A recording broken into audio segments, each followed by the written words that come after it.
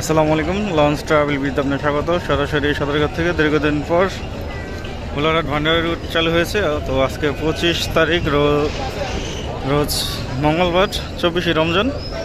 তো টিপু 12 আছে আজকে ভোলারহাট ভান্ডারি উদ্দেশ্যে ছেড়ে যাবে।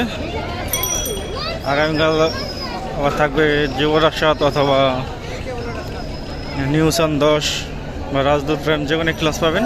তো লঞ্চের সন্ধ্যা 7টায় ছাড়বে। এখন বাজে হলো 6:38। আরও 22 মিনিট বাকি আছে লঞ্চ ছাড়তে।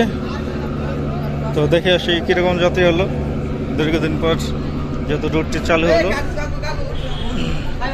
নিস্তলার ফ্রন্ট ব্রেক, প্রবেশ পথ।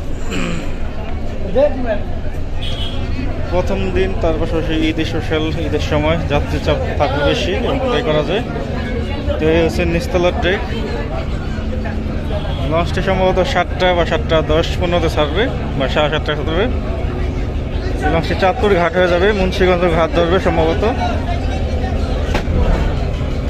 এটা হচ্ছে নিস্তলার ট্রেক।